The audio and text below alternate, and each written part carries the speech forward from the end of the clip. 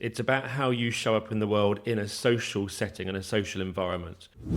And we know that we're in a pandemic of loneliness. Statistically, we can see that increasingly men particularly are more lonely or have less contact, less friendship groups. And the findings are that over and above other things like the knock-on effects of loneliness, there are huge amounts of benefits to being in a social setting for longevity, but not just longevity, but also meaning and richness of life as well.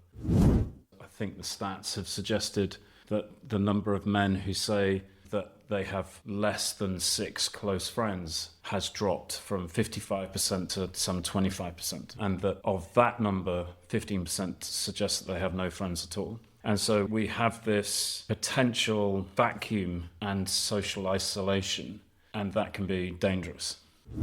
This is what I've recommended to the patients of mine that are really struggling and don't necessarily have friendship groups or family around them, is to find hobbies or interests where they can go and be alongside other people.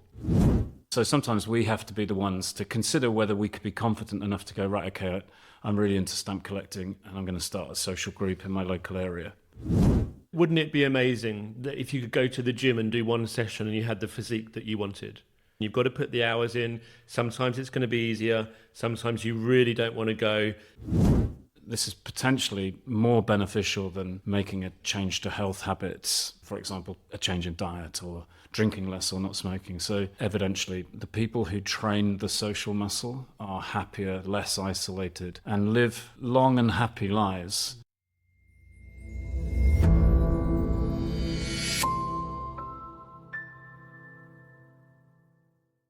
Welcome back, Karl. It's good to see you. Always a pleasure. We continue our journey into or through relationships. We talked about friendships for the last couple of episodes, how to develop friendships, the different orbits and happy endings. I'm sure we didn't call it that, but what happens when a relationship becomes toxic, how to navigate that, either to recover the relationship or to comfortably move apart. Today we were going to talk about an idea that I think you're particularly fascinated with around social fitness. Describe to me what that term means for you today. So social fitness is how we show up. We're talking about friendships, but this isn't exclusively for friendships. We're going to lean into that, but I think there's an important parallel that we can point to here, that it doesn't have to be best friends. Mm-hmm. In order for you to be socially fit, you don't need to be having best friends and only hanging out with your best friends. It's about how you show up in the world in a social setting and a social environment for your benefit primarily, but also that might be the protagonist for others and their involvement. And they might be friends, they might just be people that you see in the shops, or you go to a group and they are there as well. So it's how well we are adept at being social. And for some of us, the idea of being social is actually quite intimidating as well, isn't it? Yeah, absolutely. For the introverted, we all start at different positions. So the idea is that just as it is for, say, our physique, it's a social muscle, and it needs to be, or can be, trained. And we will all start in different positions, just as it would be if we all joined a fitness class. There's going to be some people who are already fit and become fitter. There's some people for whom the gulf is wider. Yeah, you're absolutely right. Some people are going to find this incredibly straightforward, and others are going to find it slightly more complex to navigate. And it's about finding your own tribe here as well. You know, there will be other groups of people that are introverts, and that's absolutely fine. And there'll be people who are incredibly extroverts. I myself personally fit more in the introverted side. That's how I feel on the inside. That may show up differently externally. Yeah, and people use that idea of social battery as well. Mm-hmm. As we are all differently capable, it is that idea that we start with 100% or some percentage of a battery, and that will drain over time. Some people can go into social engagements for hours and hours and hours, some of us for less time, right? I guess that is part of this same idea. Absolutely, yeah. And you might then say, well, actually, that can be worked out. That can be more finely tuned as well. Yeah, I'm good for about an hour. Great. And then I start to either become quieter or distracted. I can navigate it, but it can become a little bit more difficult. And that can be everything from conversations and how to ask questions and how to listen to answers and how that works. But it can also be eye contact and actually just looking at other people. That can be draining on the battery. Yeah, totally. Context specific. Why does this matter, Karl? I mean, we're talking about it as if it's a prerequisite for our conscious existence that we should be social. Why does this matter? What's the context of developing this muscle? So we've referred several times to the book The Good Life. Yeah. And the longitudinal study coming out of Harvard. And the findings are that over and above other things like the knock-on effects of loneliness, which exceeds things like smoking, alcoholism, there are huge amounts of benefits to being in a social setting for longevity, but not just longevity, but also meaning and richness of life as well. The conclusion of that book, or the summary of that book, is that those people who maintained a positive outlook on life and positive consequences was exponentially higher the more engaged that they were, whether that was in family situations or broader, more social contexts. And we know that we're in a pandemic of loneliness. Statistically, we can see that increasingly men particularly are more lonely or have less contact, less friendship groups. I think the stats have suggested that the number of men who say that they have less than 6 close friends has dropped from 55% to some 25% in recent studies. And that of that number, 15% suggests that they have no friends at all. And so we have this potential vacuum and social isolation, and that can be dangerous. It can be. I see it in my patients as well. I work in chronic pelvic pain. I can see it in the patients that are more isolated. They struggle more. There's higher levels of rumination. They get caught in a groove, often an unhelpful groove, and they can become incredibly stuck, which in itself can become perpetuating. Yeah. So I encourage all of my patients to try, and it's specific to them and their needs and their interests, but I encourage all of them to try and flex a bit of social muscle, to try and build something that will give them a bit of meaning and a bit of purpose and a bit of connection, a chance to not necessarily just moan to about their pain. That might be part of it, but it might also be to celebrate and to share some of their experiences as well. Yeah, and incredibly important, another stat that I've seen is that 75% of men would report that their partner is their first port of call, or potentially their only port of call. And if that relationship is put under stress, if communication paths are not open and easy, then potentially that support structure completely evaporates. If there's nowhere else to turn, things will either remain unsaid or potentially could become cancerous again and dangerous. Yeah, absolutely. I think probably as well here, there are going to be outliers, right? There are going to be people that absolutely must have social connection for them to survive. And there will be people at the other end of that spectrum that will be very, very happy in their own company, that won't feel the need for others around them. But yet they still have to interact socially, probably when they go to a shop, when they walk past someone on the street. So there's always potential for social interactions. It doesn't mean you need to be a social butterfly. Yeah, and I think about the number of occasions now that I've walked into people or they've walked into me because they are looking at their phone and their engagement is through that device into a world they're fascinated by but seemingly not conscious of the world that they're actually within. You see it on trains all of the time, right? It's just amazing. Like 90% of the carriage will be looking at sort of an Apple iPhone, right? Yeah. And so even that social interaction is being challenged.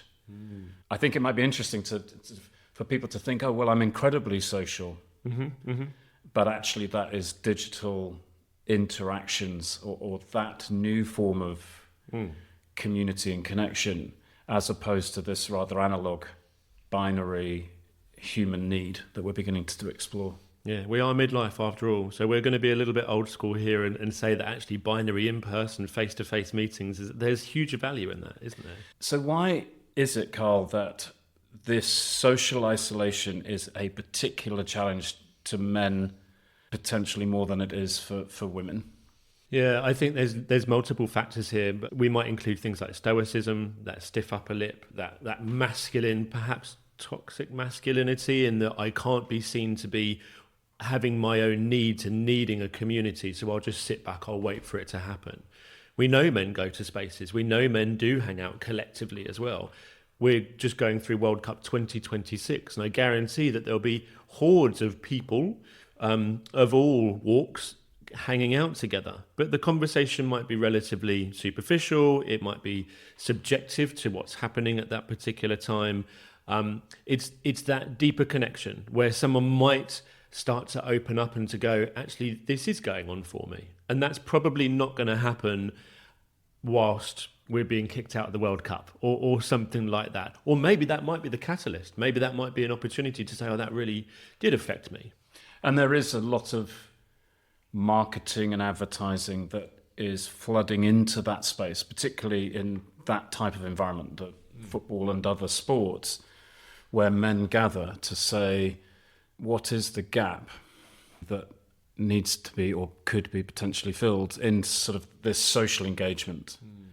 And is there an opportunity to not only ask the question, are you all right, mate, but to actually afford one another the opportunity to be vulnerable, to listen to the answer, and to get into other things as much as football matters, the other stuff that matters too. So I've seen quite a lot of campaigns that identify that is a social engagement and an opportunity, but there needs to be sufficient support and mechanisms around those conversations so that men can open up. Yeah, I agree. And wouldn't it be amazing that if you could go to the gym and do one session and you had the physique that you wanted? Yeah, but it's not necessarily, well, I wish it could happen. I'm still in pursuit of the six-pack that I've never had. But it's not. It's something that needs to be developed over time to get stronger and stronger and stronger. Where does somebody start? I mean, if that is the antithesis of this argument, to say, okay, then there needs to maybe be, it's almost as if it's exposure therapy. We need to develop the muscle. We need to learn how to be able to be socially engaged. Where do people start? I mean, the clearing is always a great place to begin with. What we offer in terms of the online and then the face-to-face circles, that's still going to be relatively local, but we will have contacts. We will have people around us. Sometimes, and this is what I've recommended to the patients of mine that are really struggling and don't necessarily have friendship groups or family around them, is to find hobbies or interests where they can go and be alongside other people. It doesn't necessarily mean it's going to directly translate as the most deep and meaningful conversation or relationship ever.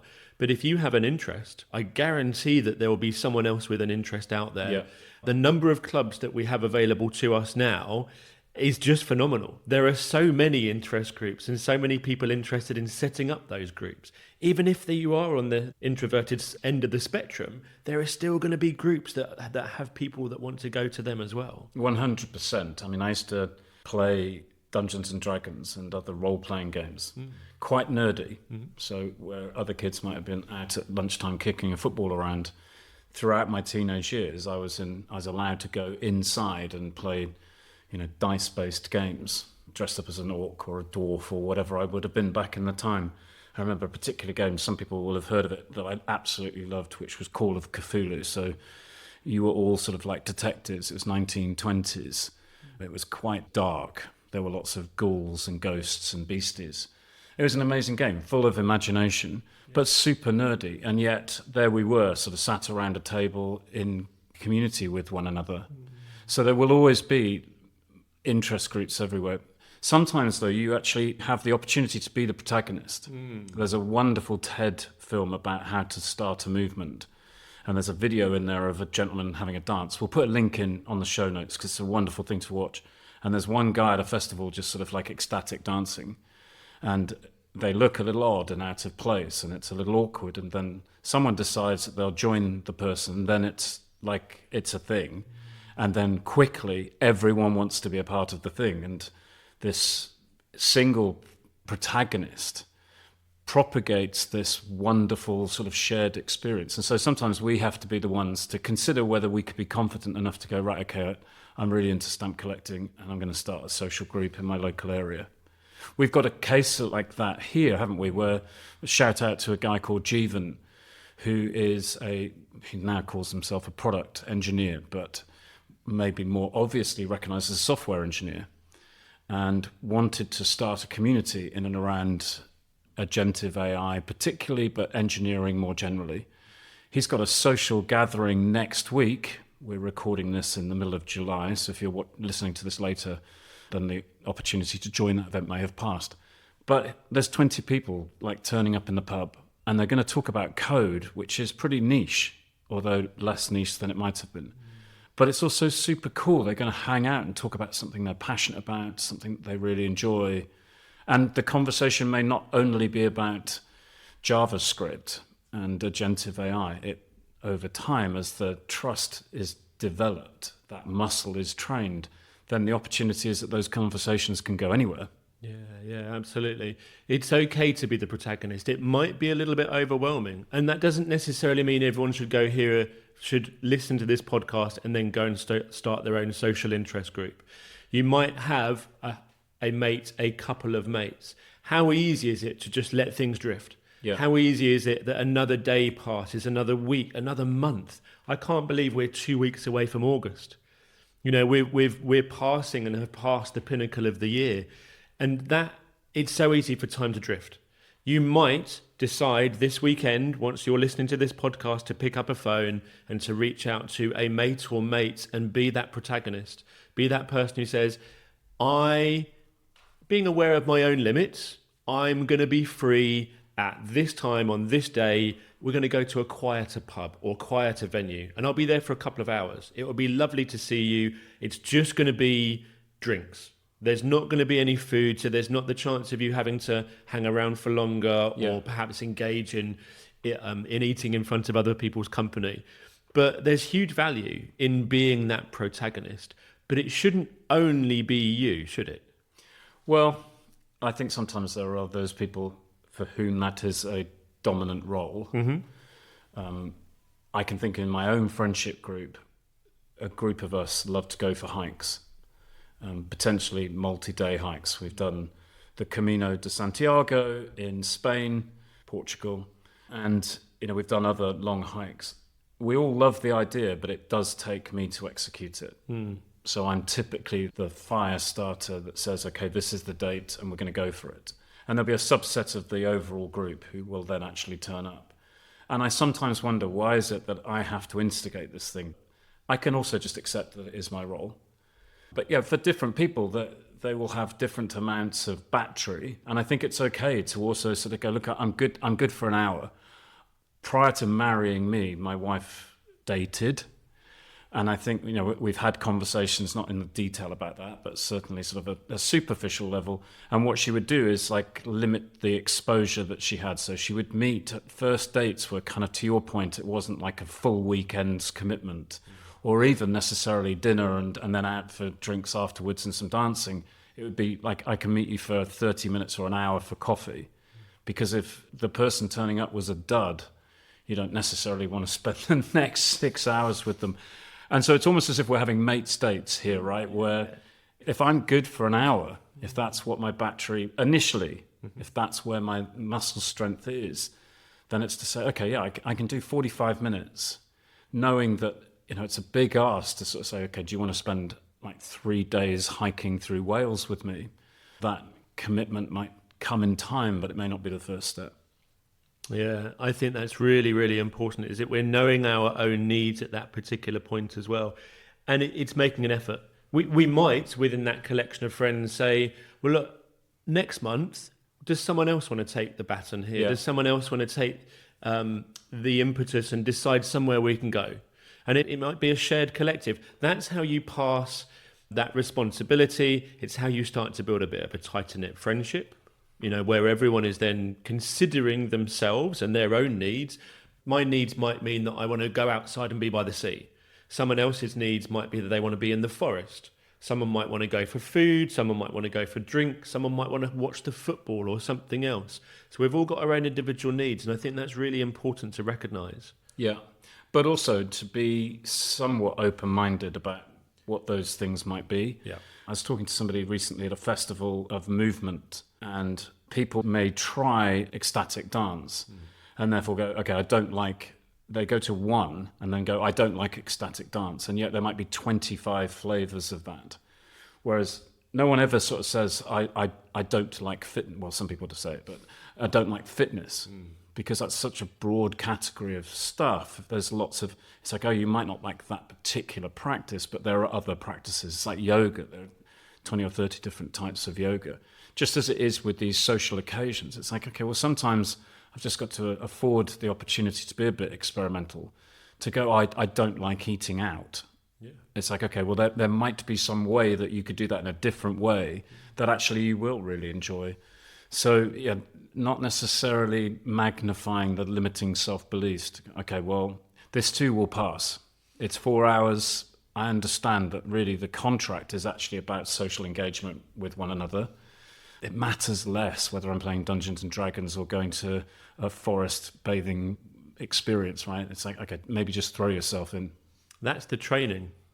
That is all part of the training. That's the showing up. In the same way that at the gym you can't expect to get the results from one session. You've got to put the hours in. Sometimes it's going to be easier. Sometimes you really don't want to go. Sometimes other things are likely to hamper the idea of going. But it's about showing up. And showing up means it becomes less weighty, perhaps. It becomes maybe something you might enjoy, and you might find your niche. You might find that thing that you take pleasure from and love and can't wait to go again. And actually, if you see it as it's not just about what you're outputting, but it is also that reciprocation. It may not be obvious initially because we don't measure loneliness empirically and go, well, today my loneliness rating is 65, although I'm sure there's apps that do that. I'm sure. I'm entirely convinced. If there's not, we're building one straight after this with Jeevan in Riplet or something like that.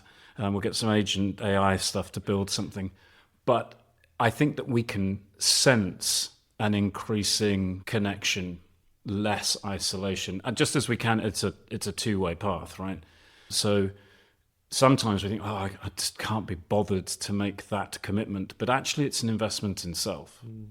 And while it might be easier to be momentarily isolated and not connected, I do this myself. Sometimes on a Thursday evening, the thought of going to a skate club is like, oh, it's such an effort. It's 6 miles away. It's a bit of a faff. It's going to be 30 minutes of putting bloody pads on so I don't like destroy myself when I fall over. I could skate in my garden. There are easier things to do, but I've never been to skate club and not come back feeling more positive. And not only is that about the skating, but it's much more about just smiling at some people and having some fun, having some laughs and, learning something together. I always feel personally better for doing it. So sometimes I've got to kind of force myself through that first thought, which is I just don't know that I can be asked. I think that's incredibly common and normal. There will be a part of you that will always be, just sit down, don't bother. It's easier to not bother. There are so many other things we could do instead. That is a part of you who's trying to protect you. Okay, but actually the benefit of going and doing that thing is that part is kind of then going, oh, that was quite pleasurable and enjoyable, and I got something from that. Maybe not what I initially had in mind when I went there, but it is worth the effort. Yeah, absolutely. I started to do this thing where I'm now booking to go off to concerts. Yeah, I think I'm seeing Camel Fat, Eric Priez, or however you pronounce his surname, Fatboy Slim, because I know that when I go to these things, generally speaking, I really, really enjoy them. Yeah. Again, they can be a bit of a faff, particularly when you have to do that thing where you have to be in by 5 o'clock and the person's not coming on till 10, and you know that it's just so that you eat more burgers and drink more beer, and there's very little else to do at a Fatboy Slim concert. Well, there's probably plenty more to do, but not when it's on a Sunday and the following day is a school day. But nevertheless, I know that it's beneficial, and I don't envy, but often hear people talking about these things that they've done and go, oh, that sounds like it would have been really good fun. And all I've had to do is just like buy a ticket. It's a little bit of an effort. Yes, it's an inconvenience to go up to London to see camel fat, but I know it's going to be amazing. So putting in these social occasions, it's not just about, to your point, interactions with my mates. It can be simply to be in a collective environment, to flex that social muscle, but always feeling that, it's beneficial afterwards, right? Yeah, totally. Absolutely.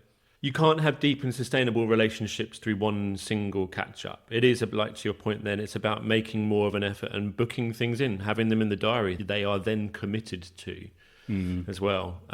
It's worth it. I can't encourage you enough.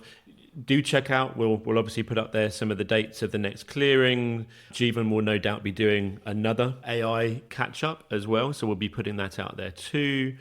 But this is an investment into yours and to other people's well-being for not only now, but also for your future as well. And without wishing for it to sound glib, evidentially, through long research, particularly the one in Harvard, there's plenty of evidence to suggest that those people who do train the muscle, who do flex the muscle, and who do sustain the training, that this is something that you have to continue to maintain. But the people that do, whatever happiness is, however it's measured or however it's valued, it's often qualitative rather than quantitative. But evidentially, the people who train the social muscle are happier, less isolated, and live long and happy lives. This is potentially more beneficial than making a change to health habits, for example, a change in diet or drinking less or not smoking. So please give it some consideration. Interested to know what people think about this idea of the social battery and the muscle and how to train it. Yeah, and if you're starting up a special interest group, then get in contact. Let us know about your D&D or stamp collecting club, and we will be there. Yeah, spot on. Where are we going next? We're going to start to talk a little about our relationships in family situations. We're both, you're younger than I am, it's your birthday last week, so happy birthday, or was it this week? Monday. Yeah. Happy birthday. I think I took the day off on your birthday, but I didn't tell you. But happy birthday. We're in that middle bit of life, aren't we, where our parents are aging and some of us have children, and we're in family situations with our spouses and with brothers and sisters. They're interesting relationships, and that's what we're going to explore them next time we meet in the clearing. Yeah, looking forward to it. See you there. Till then.